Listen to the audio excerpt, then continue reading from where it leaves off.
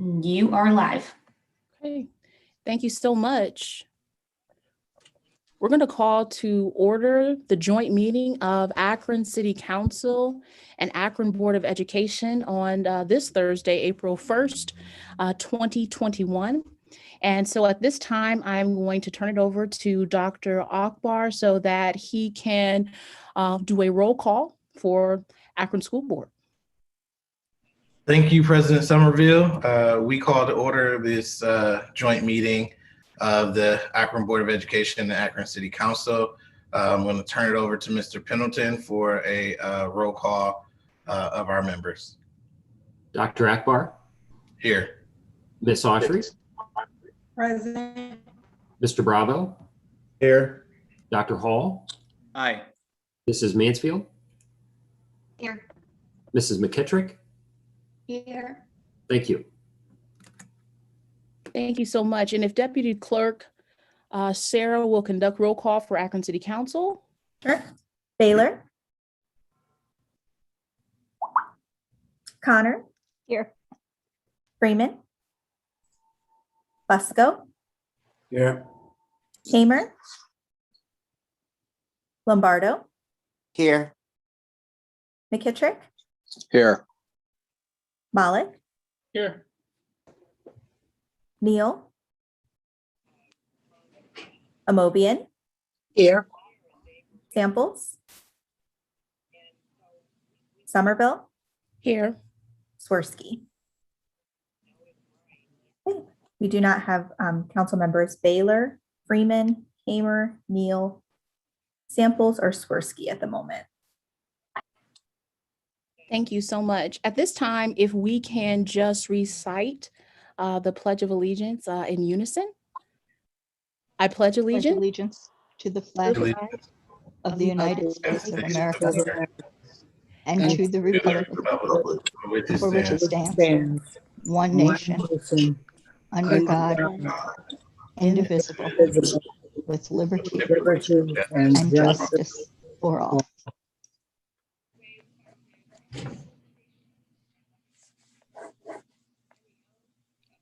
Dr. Akbar. Thank you very much. We're just going to start with some brief remarks of welcome to our board and to the community watching to this joint meeting. We're really excited to have this conversation and learn more about a great opportunity that we can forge here in the city of Akron between our city and city council and the Akron Board of Education as we seek to create a portal towards the greatest opportunity in our community of creating public access to broadband that will hopefully address directly poverty and inequality. And so that's something that we have a once in a lifetime opportunity to do. I'm really excited to have this conversation, to forge this pathway towards the future of Akron and Akron Public Schools of inclusion and opportunity.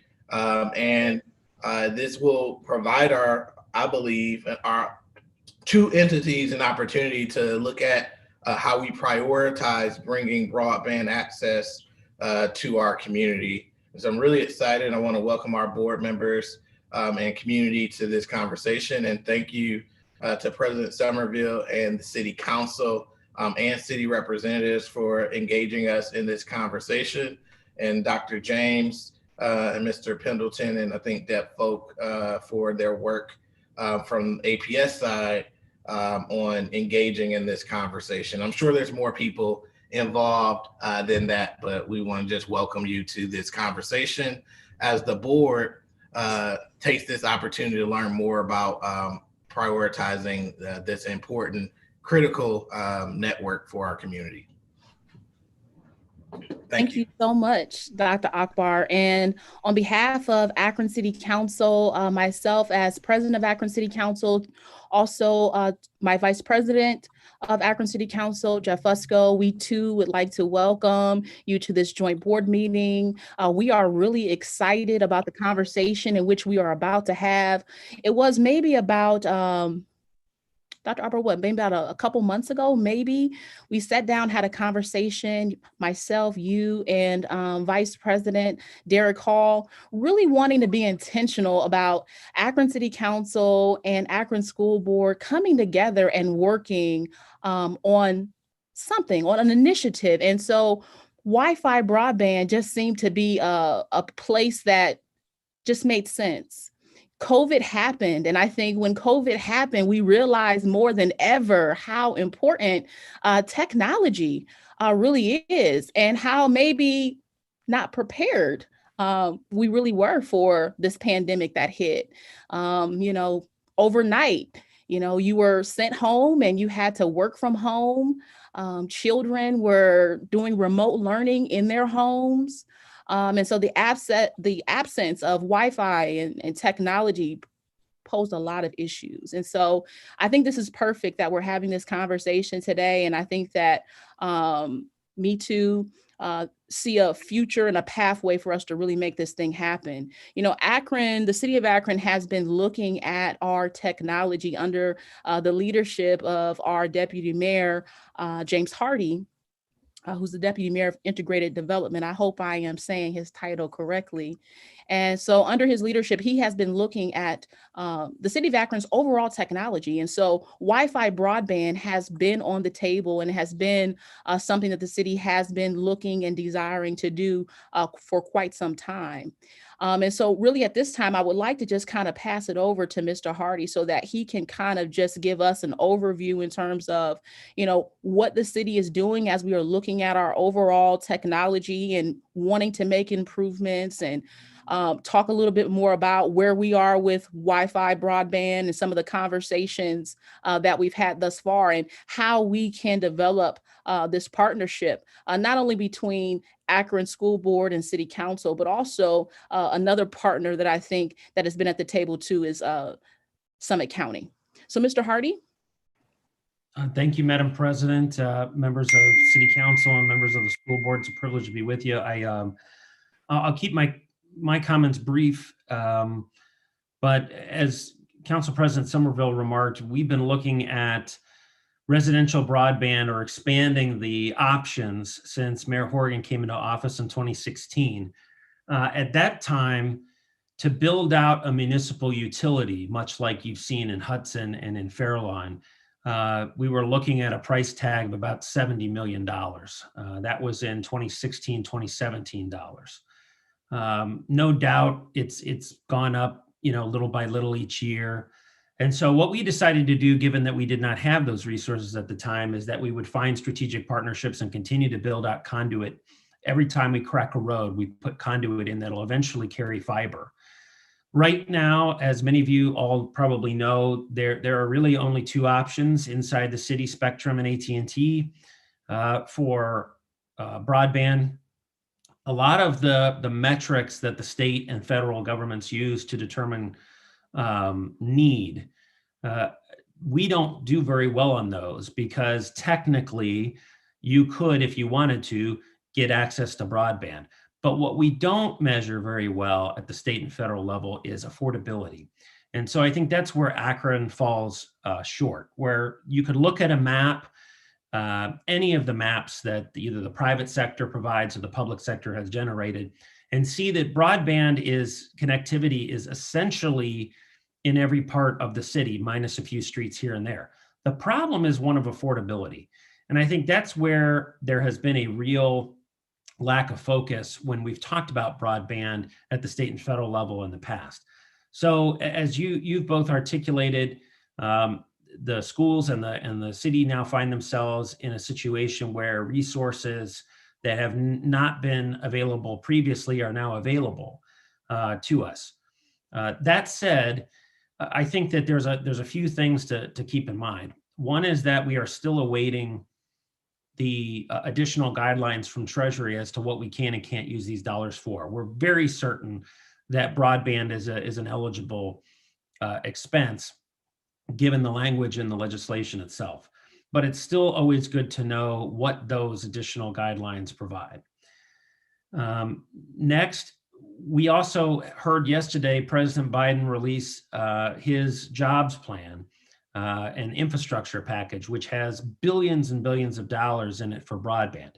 So I think that's important for policymakers to keep that in mind, that this pot of money coming now may not be the only pot of money as it relates to solving this issue.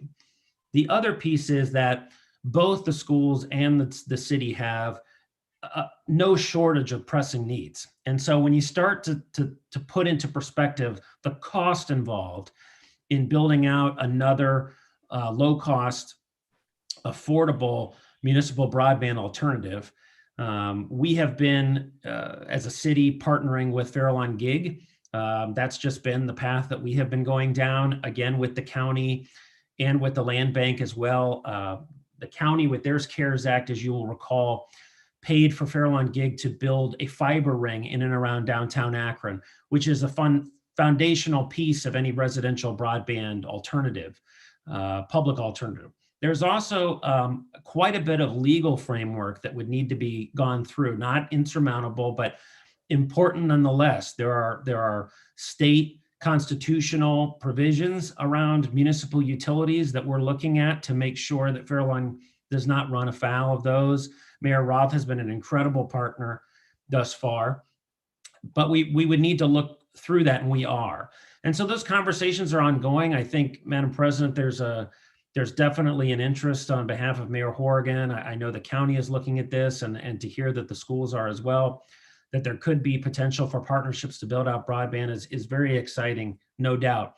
But I do want to let everybody know it's a significant price tag that could ultimately consume, tens of millions of dollars, if not over $100 million by the time we're done. And it really comes down to the capital costs. Farallon Gig can provide the internet, but we have to crack the roads. We have to get it into the fiber into the ground, a lot of wires to make Wi-Fi work. So what we've been doing in the meantime, we have all of our community centers that are now on Farallon Gig Wi-Fi, or will be by the end of this year. We're working with Farallon Gig on all of our fire stations, which are also in the neighborhood. So it's not ideal, but we are making small incremental progress, and that pace is almost in completely due to the price tag to build out the capital, the fiber, the conduit in every street throughout the city. It's basically, you'd have to mimic the sewer system and the water system with fiber to make it work. So it's very possible, and certainly it's doable.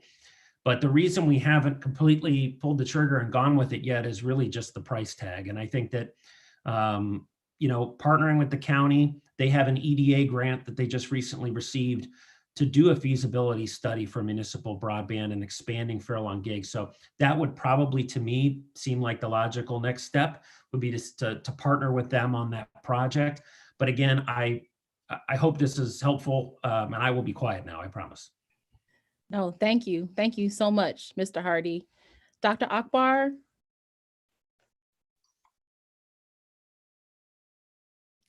Yes, sorry. Thank you very much for that information.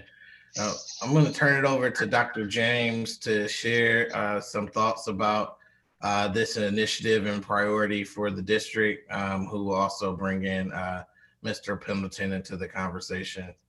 So, Dr. James. Thank you, Dr. Akbar. Mr. Hardy and I had a brief conversation about this, and because he's a former Akron school board member, he understands some of the things that we do in terms of our internet. A lot of our technology is supported by the federal E-rate program, which is really targeted towards our schools and students. Years ago, when we were approached about the One Community initiative, we were pretty open to having some of those broadcast stations or sites put on top of schools, since they're co-owned by both the Akron City School District and the City of Akron. I agree there's some study that needs to happen, and then we need to look at some of the legal parameters and how we can use, the federal funds that we've received through ESSER, and they are significant. And we'll have to take a look, in terms of the infrastructure plans that the Biden administration has. I know some of that would go for broadband. And then also as part of the ESSER 2 funding, and I think this third round of ESSER funding, there's a potential for some expanded E-rate funding. And there's been some conversations at the federal level about opening up the E-rate program so schools could do a little bit more in terms of broadcasting, like a Wi-Fi signal away from the buildings or into the area around the buildings. And a lot of that, as Mr. Hardy alluded to, depends on getting, you know, the hard fiber connections to the buildings, and then you can have the Wi-Fi repeaters broadcast that signal to the surrounding neighborhood, so you don't have to hardwire.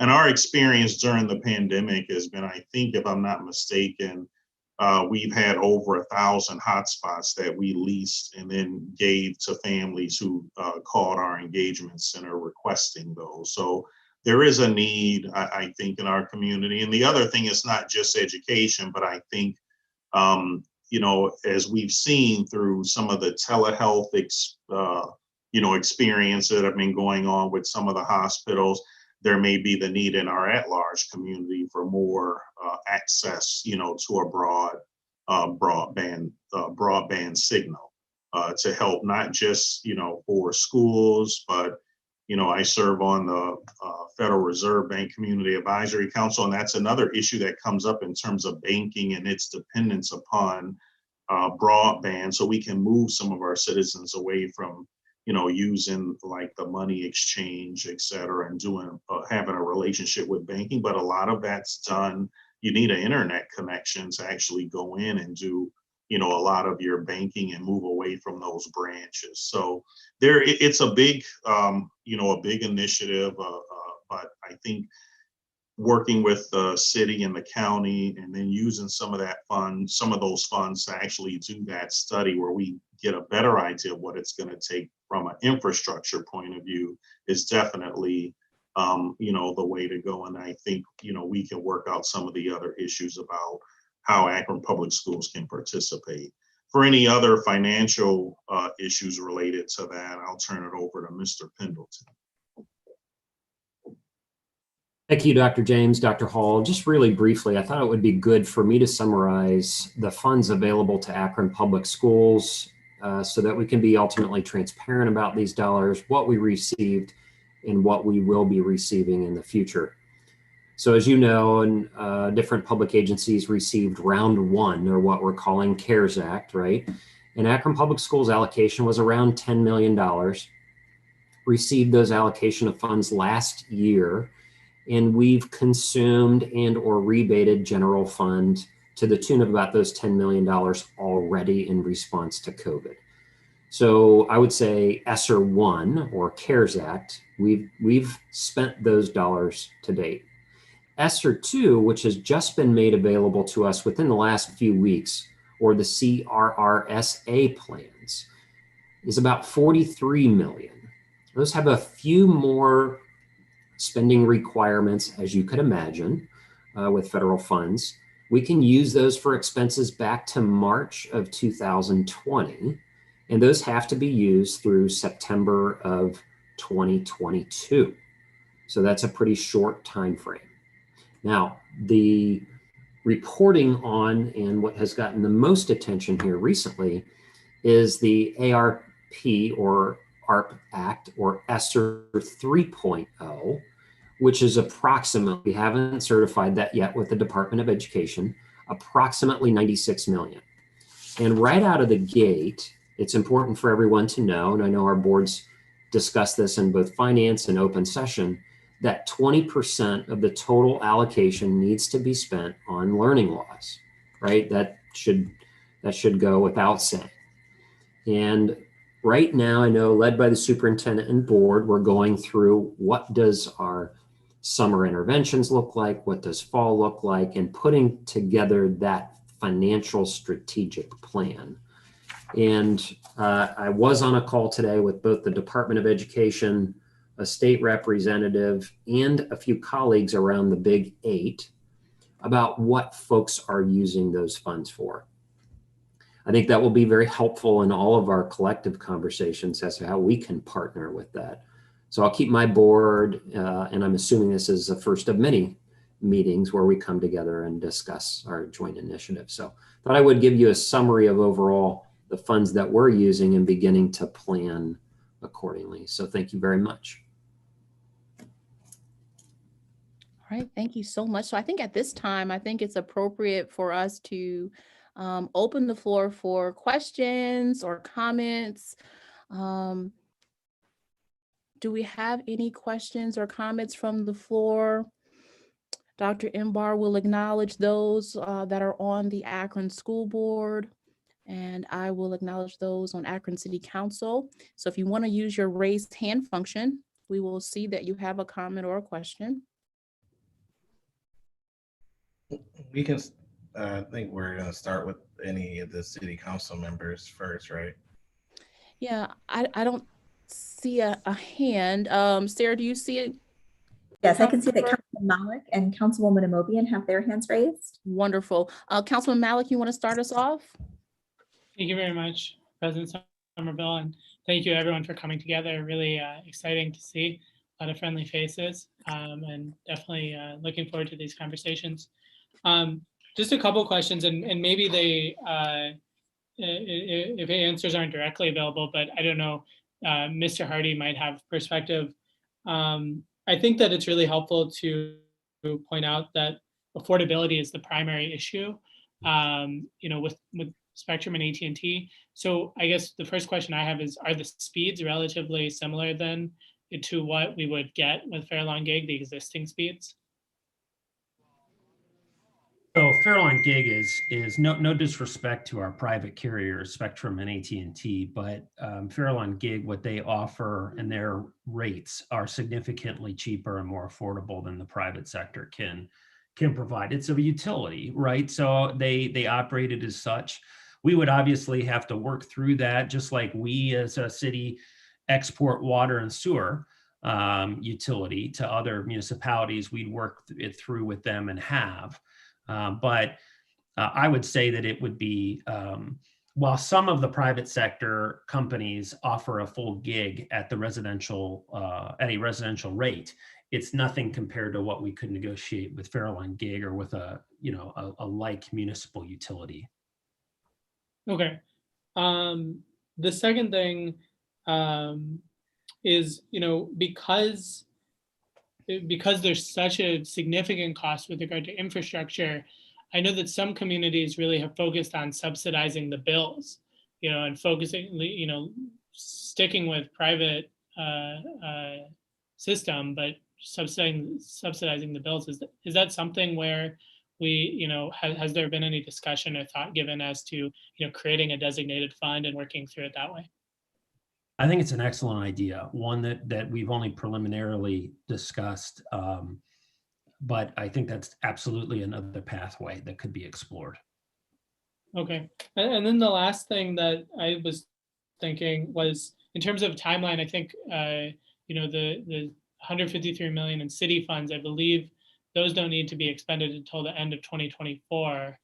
And correct me if I'm wrong, but there are also other portions within the rescue plan that may fall into this, and as you pointed out, the infrastructure. So it's kind of like, we have some time in order to kind of figure out how the best way of doing this. Is that right?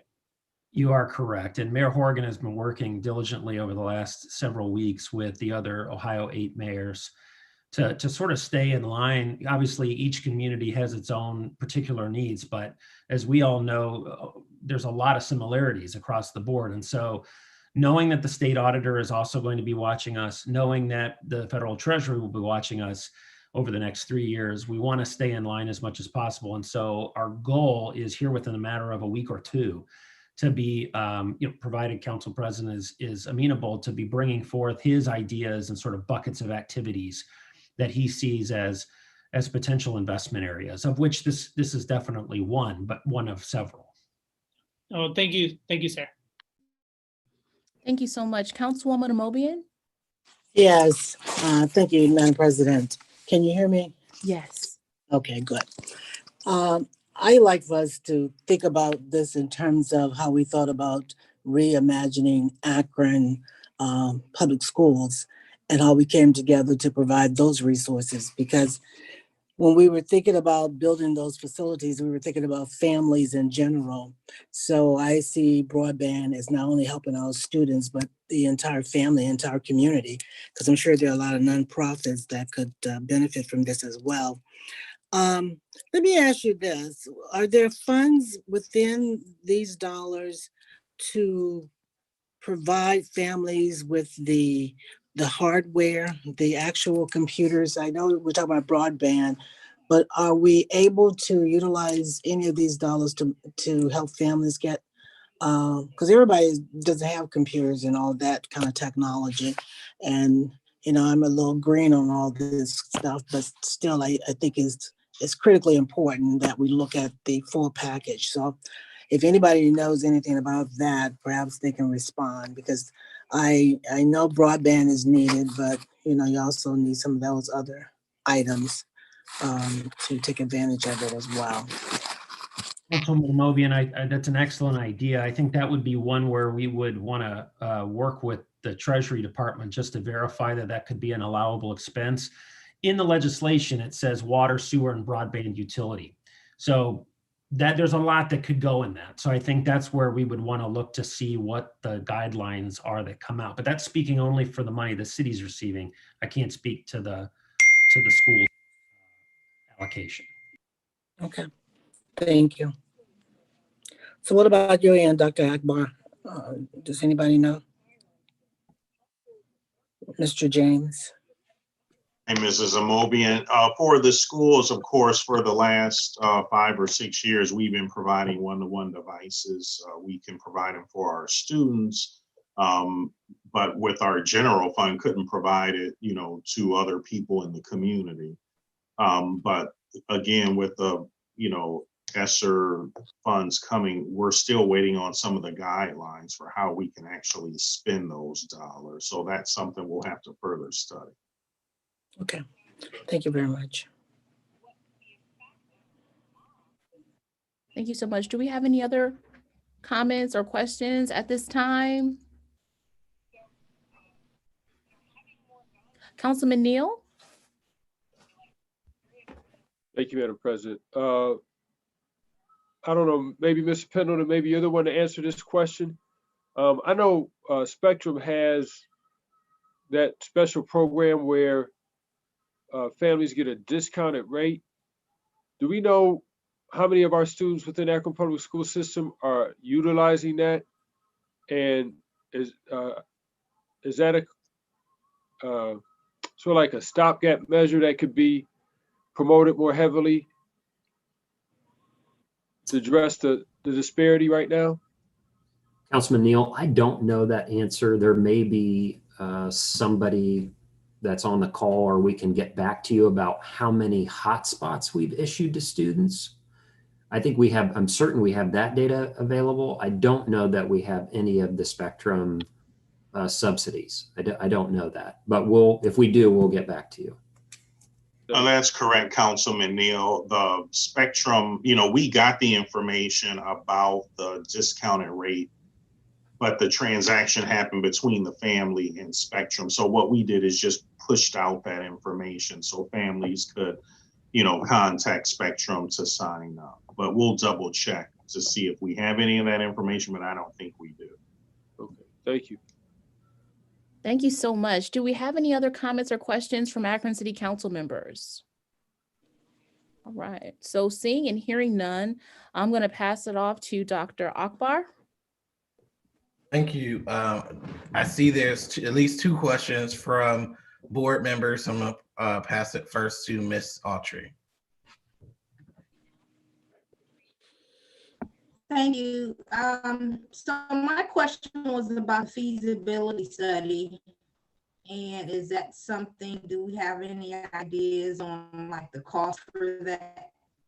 And how long that takes? So, Ms. Autry, I can't speculate specifically because obviously we'd want to bid it, but I think it would be very doable with the dollars that we have. It could be, I can't imagine it would cost us more than $250,000, and that's probably stretching it, right? In terms of how expensive it might be. I think we could do something better than that. I will follow up with the county, as I know their EDA grant is really looking at expansion for business, but I think that maybe we could piggyback off of that, or end up, saving having some cost savings there, depending on what their scope of services are. But I can't imagine it would also take more than 6 to 9 months. Once we have somebody on board. So there are folks out there that do this all the time. Again, we had looked at it several years ago, but it would need to be updated. Anything we have is out of date at this point. And so I would think we could get that done within, this partnership for a relatively affordable cost.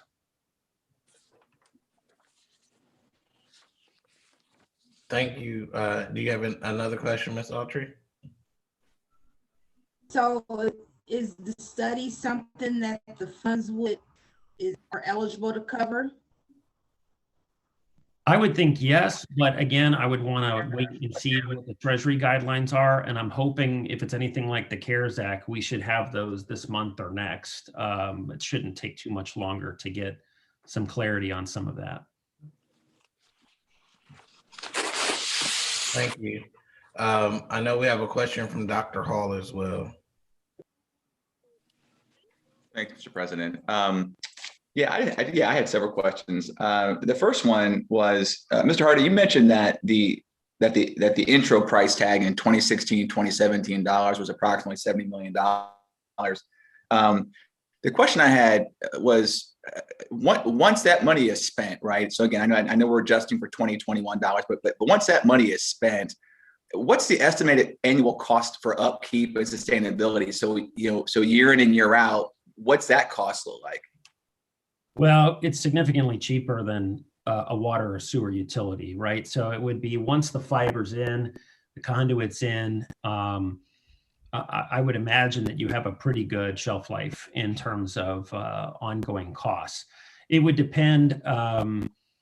I couldn't speak for, Fairline Gig or whomever we would go with, right? I think that we have to. I'm not an attorney, so I always put that out there that I know that there's a legal framework that has to be worked through in terms of who actually purchases the internet and how it gets billed and all of that thing. But that can all be worked out. I think that, to your point, I don't see, once it's in the ground, heavy duty costs involved in maintaining it, but I'm sure there are, and I could look into those, talking to either our friends in Hudson or our friends in Fairlawn who have municipal broadband utilities.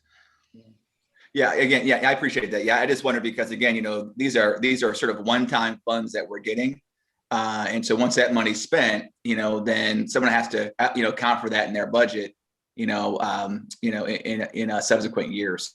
So again, this is not my area of expertise, which is why, again, I defer to those of you who have real expertise in this area. So, right. And then one of us is going to have to pay for it, right? So it's either we work out a deal with whomever we're purchasing wholesale internet from, or it's something that the city takes on, long term as a liability. Roger that. Thank you. I appreciate it. And then my second question was, this is kind of along the lines of Councilman Malik. I think his question earlier was the private public partnership aspect of this, and by the way, my first question assumed that we went, sort of went alone at this, but the private public partnership of this, I just wonder, if Spectrum or AT&T, thinking about the degree to which they would want to cooperate and subsidize this would be sort of predicated upon a market analysis. So looking at, how much market share would they potentially lose, if we did create something like this, so that may provide some incentive for them to want to, step up and be a part of it. And so I do know that there are some cities in which they've sort of created around infrastructure, there's sort of private public partnerships. I think Chicago, Philadelphia do some things like this as well, where they partner just for that reason as well. And then, so I guess that's my second question is really about, is this seriously on the table around a public-private partnership, or is this something, or is it preference of this group, or is it consensus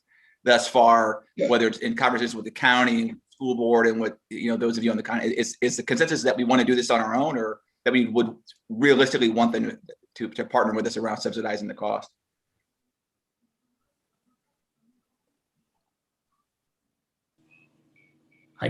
I probably can't speak to that. I think that's more a discussion for your colleagues and council. I would say that, Sure.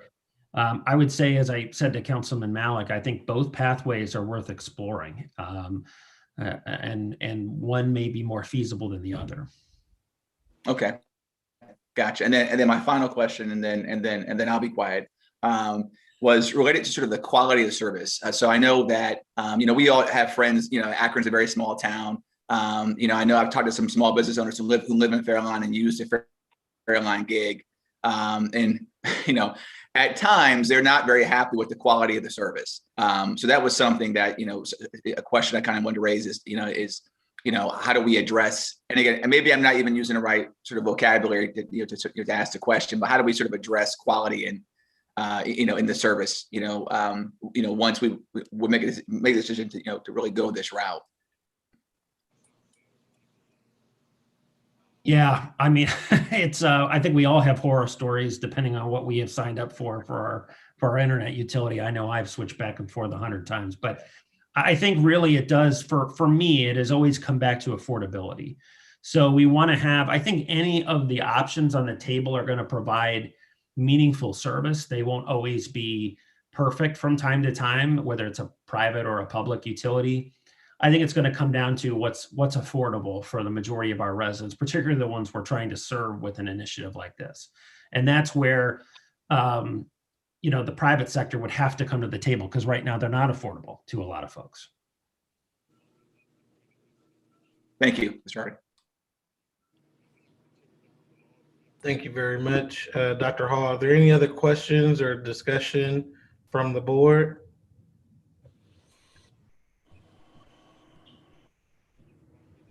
Dr. Akbar, I do see that Councilman Neal has a question. Okay, so looks like we have no other questions from the board at this time. So I'll pass it to Mrs. Somerville. Councilman Neal? Thank you. Yeah, I just want to piggyback on Mr. Hall's comments. I think that's where we need to be creative. Public-private partnership is definitely the way to go, in my opinion, because we don't know where technology is going to go in the future. And so to have that expertise at the table, but in a brick and mortar sense, I kind of think of this as an interbelt. I mean, not the interbelt, the turnpike. I think most of us know the turnpike was supposed to only charge for a short period of time, and then it was supposed to be free. But of course, they keep charging for it. So I think on our side as council, and Mr. Hardy, and Dr. James and Mr. Pendleton, you're both numbers guys.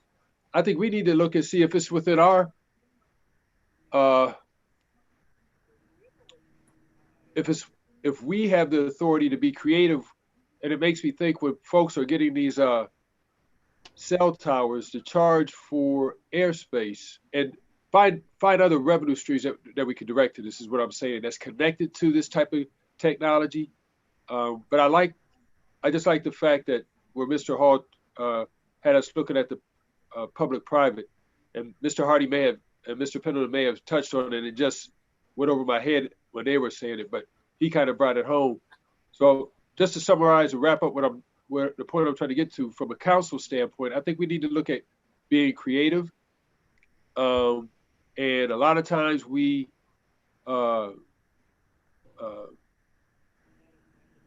give away assets so that businesses could come in and develop them, or give away airspace so that companies could come in and bring in towers. Look at, just as we've talked about maintaining the mineral rights on property, maintaining the airspace, and directing those dollars to help underwrite this. It's just my thought. Thank you, Councilman Neal. Councilman Mallett? Thank you very much. I think I really appreciate this discussion in these last 2 points by Mr. Hall and Mr. Neal. I think Mr. Hardy is right about affordability being the key. And when we think about utilities, obviously water and sewer, the city's investment is enormous, and those are essential things in life for a society. And in such the same way, we are seeing how internet really is a basic building block of a society. And when we are all spending our times looking at how to approach our systems with equity, owning that and being able to owning the system and being able to provide at a very discounted rate to the entire community might pay huge dividends.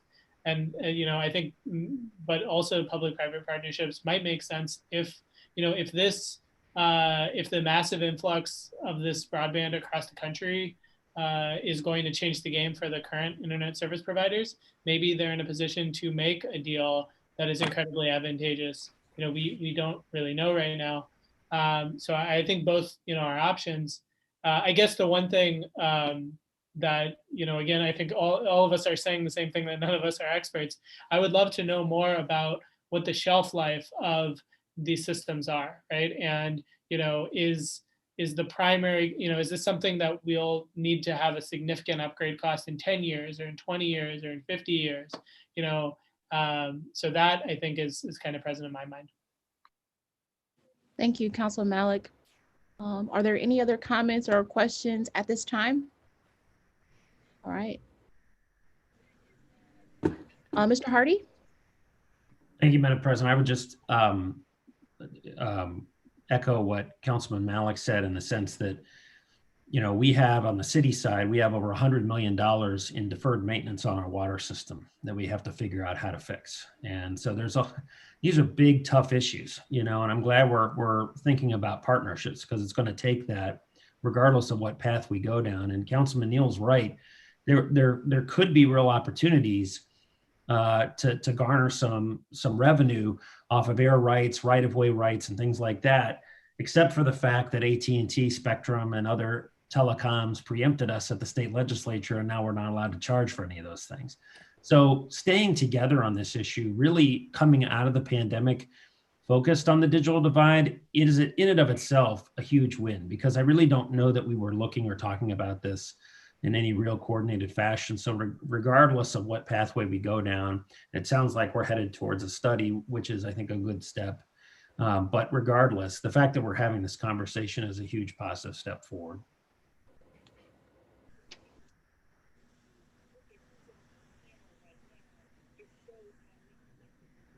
I want to make sure there's no other questions from the board. I know I have one, and then Dr. Hall has one. Just want to make sure I don't miss anyone.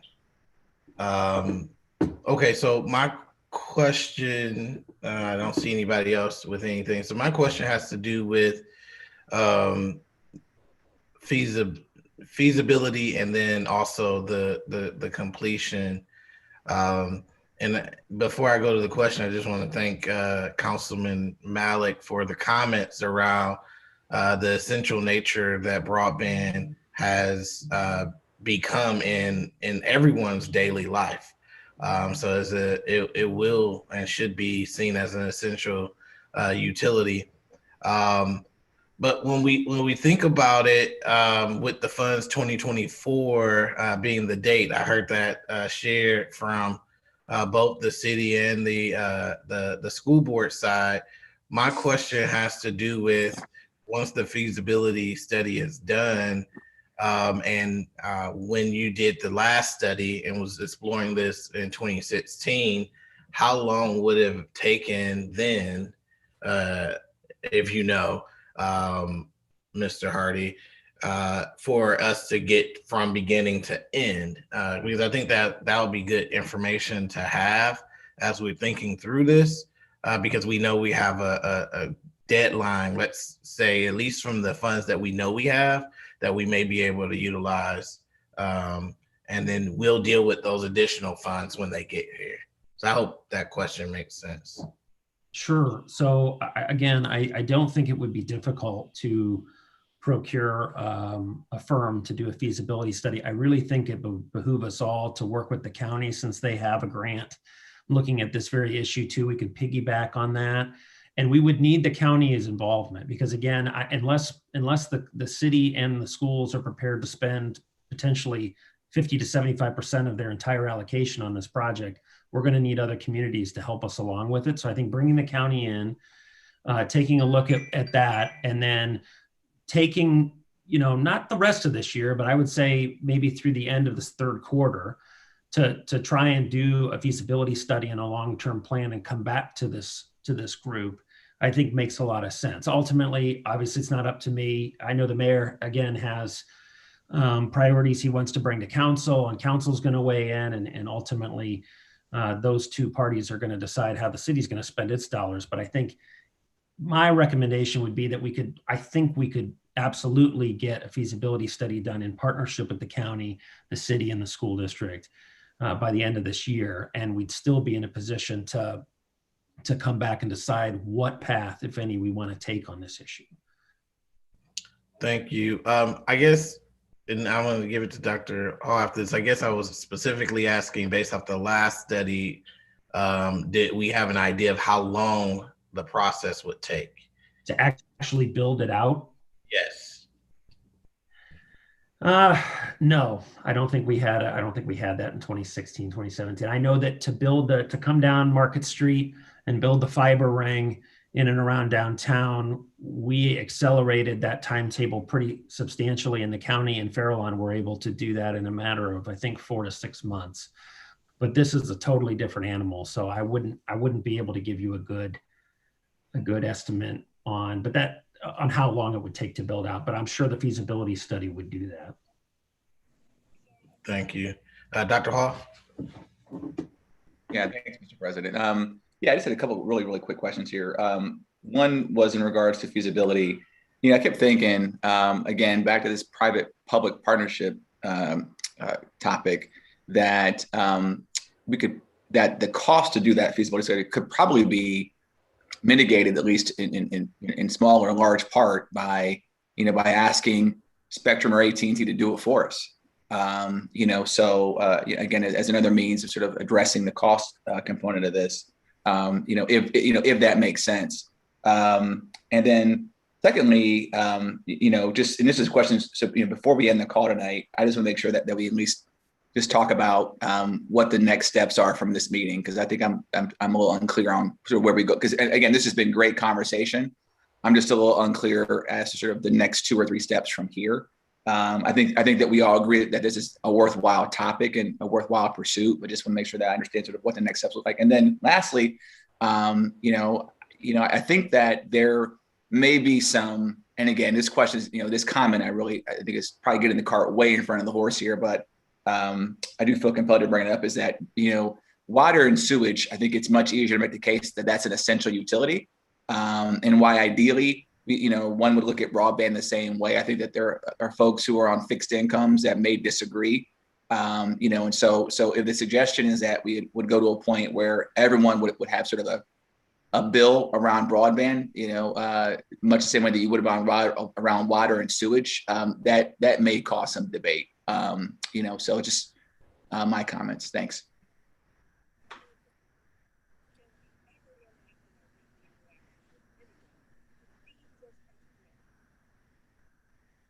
Any other board member comment or concern? All right. Hearing none, I'm going to go to Ms. Somerville to go back to the council. I know there's some questions there. Thank you so much. I think we just have 2 more questions or comments. Councilman Malik. Thank you, President Somerville. I guess in terms of the next steps, I mean, I think Mr. Hardy's point about the cost is well taken, and I think it will help. Hopefully, in the next month or 2, we'll have a better picture of what what from the rescue plan can be used for this, but also for other priorities, and how they fit into how this whole allocation fits into the broader picture of each of our institutions' financial health, because I know that that's obviously a concern for the city. I know obviously there have been, levy discussions from the APS side, so I'm sure there are similar concerns on the APS side. And then also I think we'll have a better picture over the next 3 to 4 months about the infrastructure bill. And I think I feel fairly confident that that's going to happen, but I think we'll know more. So I don't know if it makes sense to meet again in a month or 2 months or 3 months or what have you. But I think this is wonderful discussion, and I'm glad to be a part of it. Thank you, everyone who's here. Thank you, Councilman Malik. Councilman Neal? Thank you, Madam President. Mr. Hardy brought up a good point for those of us, for the school board and council to keep in mind, and that is definitely with the American Rescue Plan dollars, they strongly encourage us not to spend those dollars where there are other grants or things that can be, where those things can be refunded. The other thing is, with the American Rescue Plan dollars, we have some more flexibility, and I think it's something we're having discussion with on some of the different state and national groups, is that cities have the ability, if they find that they can't spend these dollars, which I find hard to believe, that they could direct them to nonprofits. And one of the things that we're talking about is that if we keep doing what we're doing, we're going to keep getting what we've got. So I say that because if we had an organization or an institution that could address these problems, we probably wouldn't have them. So what's been talked about is, so that groups don't just rush to try to spend them before the deadline, is setting up COVID-19 community equity funds, not to deal with the effects, but the cause of the structural and institutional things that have put us in the situations that we're in. So I think as we look at these long terms and a joint partnership, we may want to look at, to Dr. Akbar's point and Dr. Hall's, how long is this going to take us? But look at setting some dollars aside to institutionalize this collective work, because these disparities aren't going to go, that we're facing aren't going to go away by 2024. It's going to take some deep dive to understand how to address them. So just wanted to put that. And the last thing, I don't know if anybody remembers, there used to be a group of young people that had like this high-tech hackathon group where they shared technology. And they had the idea of some way getting people to share in a safe way their Wi-Fi when they weren't using it. I don't know if this administration was, Mr. Hardy, I don't know if you remember, I don't know if you guys were, if this was the last administration or if it was while you guys first came on. The group was down in the old building now where Tony Tropy has his corner Howard and North Street. But just a thought. So I say that to say, we definitely want to engage the public in this discussion. When we talk about public-private partnerships, let's have a public-public partnership, because we have some brilliant people who this is what they do all the time who could probably help us with this discussion as well. Thanks. Thank you so much, Councilman Neal. I don't think we have any more comments or questions at this time. I think the dialogue has been great on tonight. I want to just again thank Dr. Akbar, Dr. James, Mr. Pendleton, Akron School Board, and also Mr. Hardy. So I think it's really positive. I mean, we've developed a partnership, and I think moving forward, Mr. Hardy on our end will help us to further partnership with Summit County so that we can bring all three of us together and continue this conversation about looking and exploring all avenues. And I also like Councilman Neal's point too, making sure that we also figure out how we can engage the residents and the public. So thank you for that. Dr. Akbar? Thank you, Mrs. Somerville, again for just the outstanding conversation and engagement in this nature to bring us together. And thank you to the city, the county, and our administration at APS.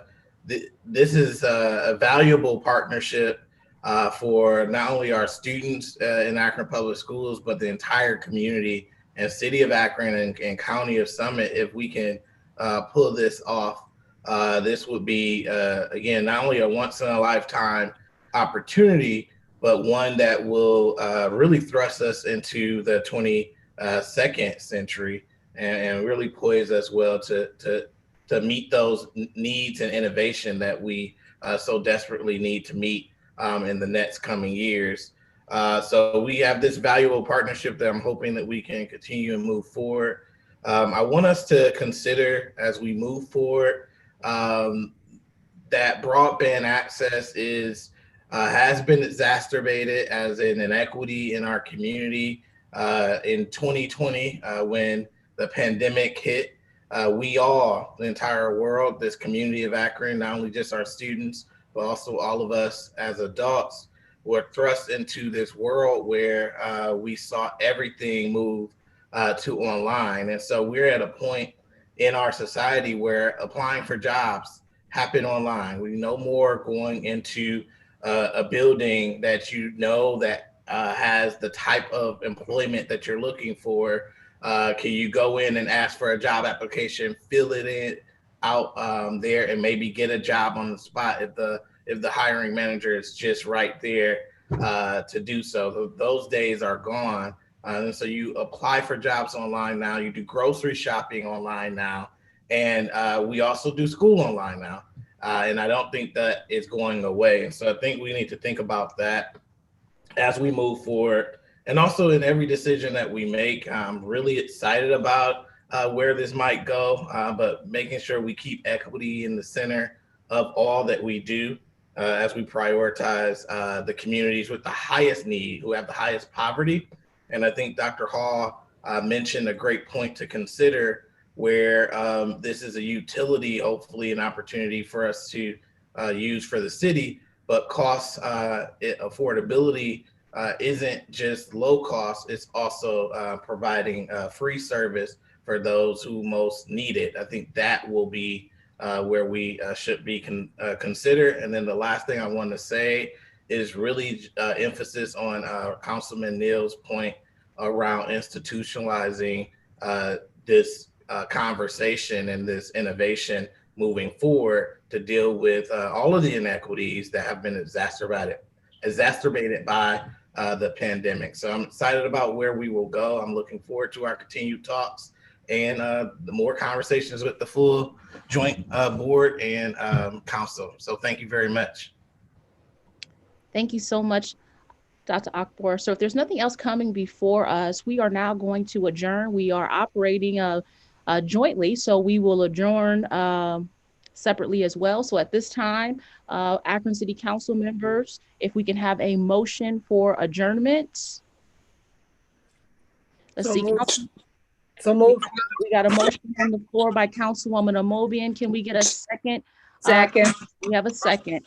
If there are no objections, Akron City Council adjourned. Thank you very much. The Akron City School Board will do the same. Is there a motion to adjourn? So moved. Second. It's been moved by Dr. Hall and seconded, I believe, by Mr. Brock. We are now adjourned, and we'll see everybody at our next meeting. Thank you very much, everyone. Thank you. Have a good day. Thank you, Ms. Somerville. We really appreciate you. Welcome. Somerville, we really appreciate you. Thank Yeah, you. thank